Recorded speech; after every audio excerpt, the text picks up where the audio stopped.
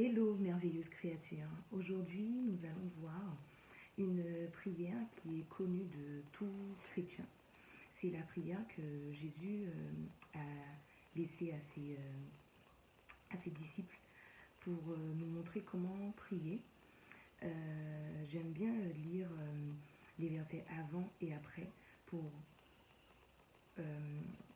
avoir une idée en fait du contexte, parce que les versets ou les histoires en fait tirées hors contexte, c'est très dangereux. Malheureusement, certaines personnes l'utilisent justement à leur fin et non dans un souci de faire justement dans l'esprit, avec l'esprit de Dieu. Donc du coup, on est dans Matthieu 6, verset 9, pour la prière du Notre Père. Et juste avant, le verset un peu avant, Jésus dit « Ne leur ressemblez pas, car votre Père sait de quoi vous avez besoin avant que vous le lui demandiez. » Ça ne veut pas dire de ne pas prier du tout et dire « Bon, Dieu, il sait, j'ai pas besoin de dire ça. » Il faut pouvoir être équilibré. Dans un autre passage de la Bible, dans Ecclésiaste, j'aime beaucoup ce chapitre où il dit qu'il y a un temps pour tout, en fait. Il y a un temps, parce que d'ailleurs, dans un autre passage de la Bible, c'est écrit que nous devons faire connaître nos besoins à Dieu par des prières, des supplications, des actions de grâce. Mais il y a un temps pour tout. Il y a un temps pour faire connaître à Dieu nos besoins, et il y a un temps pour savoir que Dieu sait déjà ce dont on a besoin et qu'il pourvoira. Donc de ne pas être après lui constamment Seigneur, je veux ça, je veux ça, je veux ça. Non.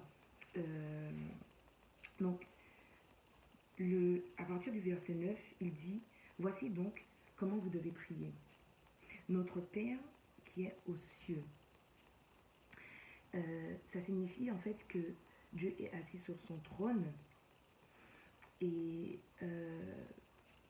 ça peut paraître normal ou logique pour certaines personnes, sauf que vous savez très bien qu'il y a effectivement des personnes qui pensent que soit Dieu est mis on le met dans un bocal ou dans un cadre ou sous une forme quelconque. Dieu trône est aux cieux. Son esprit est sur terre, mais Dieu, son trône, lui, il est aux cieux. Que ton nom soit sanctifié. Là encore, ça nous amène à comprendre que le nom de Dieu ne doit pas être dans tout et n'importe quoi. Le nom de Dieu est saint. Il a différents noms, mais il est saint.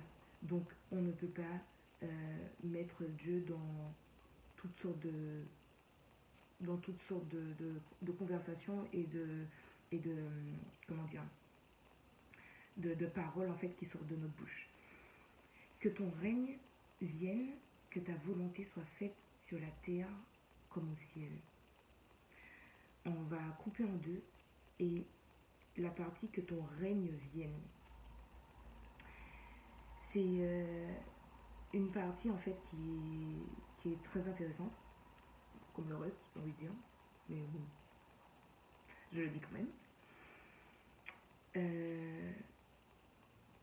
Parce qu'en fait, le royaume de Dieu est établi dans les cieux, mais si il fait de nous ses enfants, c'est pour que son royaume s'étende sur la terre. Et son règne s'étend sur la terre. C'est pour ça qu'on lui demande que son règne vienne. On va voir après comment il vient. Que ta volonté soit faite sur la terre comme au ciel. Donc Dieu a déjà sa volonté faite au ciel. Maintenant, il y a différentes différentes connaissances, voilà, qu'on va voir après, sur le fait que la volonté de Dieu doit se manifester sur la terre. Elle se manifeste par ses enfants, pas que par nous, mais il nous fait grâce de qu'elle se manifeste par nous, si on le veut bien, si on est à son écoute et si on veut marcher avec lui, en soumission et en obéissance. Et quoi de plus beau que de faire la volonté de Dieu qui est dans le ciel pour qu'elle se manifeste sur terre. Sa volonté elle est bonne, agréable et parfaite. Donne-nous aujourd'hui notre pain quotidien. Ce n'est pas que la nourriture. Notre pain quotidien, c'est tout ce qui sort de Dieu. C'est de la nourriture. Ça nous fortifie, ça nous nourrit, on est exhorté. Tout ce qui sort de Dieu, c'est de la nourriture. Et donc, ton pain quotidien commence dès qu'on se réveille, en fait. On prend plaisir à la présence de Dieu, on prend plaisir à réaliser, en fait, que Dieu est là dès notre réveil. Il est là pendant qu'on dort aussi, mais il est là dès notre réveil, et tout le long. Ah, la partie que les gens disent un peu rapidement. Vous voyez la partie où on dit pardonne nos offenses comme nous pardonnons aussi à ceux qui nous ont offensés. Et puis on passe tout de suite après. Vous voyez un peu l'idée? Et bien on va reprendre plus doucement. Pardonne-nous nos offenses. On aime bien quand Dieu pardonne nos offenses parce qu'on sait qu'on n'est pas parfait. On sait qu'on multiplie même, je vais dire dans une journée, même dans une heure, qu'on chute. Et on supplie Dieu de pouvoir nous pardonner. Et il est miséricordieux pour nous pardonner nos fautes. Mais comme nous aussi, nous pardonnons à ceux qui nous ont offensés. Je crois que cette partie, c'est la partie la moins aimée. Parce que on a toutes sortes d'excuses et d'explications. Oui, mais tu sais pas ce que cette personne a fait. Oui, mais j'ai pardonné, hein, mais je n'oublie pas. Alors qu'il faut savoir que quand Dieu pardonne, c'est effacé. Hein. Donc si lui, il efface et il oublie, nous non. Mais bon, ça c'est encore autre chose. Seigneur, cette chaîne est censée, je ne sais pas combien de temps elle est censée durer, mais si avec ce que je viens de dire, pardon,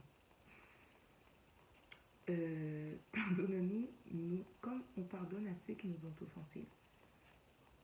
Ça va être un autre sujet. Je ne vais pas rester trop longtemps dessus, ça va être un autre sujet. Mais c'est vrai que on ne s'imagine pas toutes les bénédictions qui sont accompagnées quand on fait le choix de pardonner.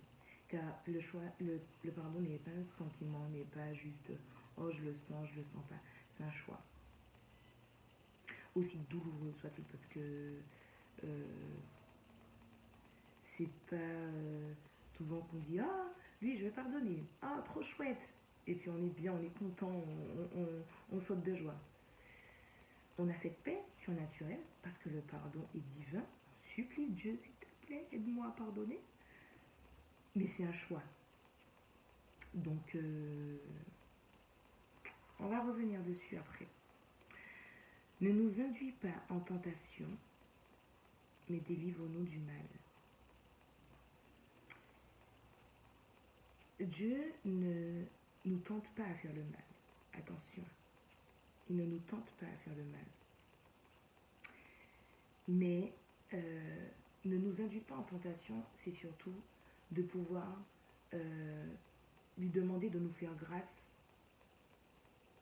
de rester dans ses voies. Pourquoi? Parce que personnellement, en tout cas, j'ai compris que certaines fois, on chute pour comprendre que nous sommes humains. On n'est pas parfait. Et qu'on a un besoin vital de Dieu, tout simplement. Tout simplement. Donc, ne nous induis pas en tentation, ça signifie que plus on reste dans les voies de Dieu, mieux c'est, même si on va chuter. Donc, moins on chute, mieux c'est aussi. Je ne sais pas si c'est très clair, mais s'il le faut, on va revenir dessus avec plaisir. Mais délivre-nous du malin. Je ne sais pas s'il y a quelque chose à ajouter en plus. Vu que le malin, c'est le prince de ce monde et qui s'infiltre trop facilement dans nos vies et dans nos cœurs, il n'y a qu'avec la puissance de Dieu qu'on peut être délivré du malin. Il nous a donné autorité quand on marche dans ses voies, mais il n'y a qu'avec la puissance du Saint-Esprit, de l'Esprit de Dieu, qu'on est délivré du malin. Et ça, je crois qu'on pourrait le prier toutes les 10 minutes. Délivre-moi du malin. Car c'est à toi qu'appartiennent dans tous les siècles le règne, la puissance et la gloire. Amen. Ça, c'est toute une partie d'adoration pour remettre Dieu à sa place. C'est à lui qu'appartient tout. Le règne, la puissance et la gloire pour les siècles des siècles. C'est lui l'Éternel. Et juste après, Jésus revient pour dire, si vous pardonnez aux hommes leur offense, votre Père Céleste vous pardonnera aussi. Mais si vous ne pardonnez pas aux hommes, votre Père ne vous pardonnera pas non plus vos offenses. Vous voyez pourquoi tout à l'heure j'ai pris le temps sur les offenses? J'ai dit, mais non, on va refaire une vidéo dessus. Parce que c'est quelque chose. Honnêtement, c'est chaud. Non, c'est un sujet là, je crois, oui, c'est un sujet qui de tout temps, qui n'a même pas d'âge. Offense, pardon, offense, c'est quelque chose. Donc, on reviendra dessus. J'espère que ça a pu vous éclairer. Et je vous dis à très bientôt.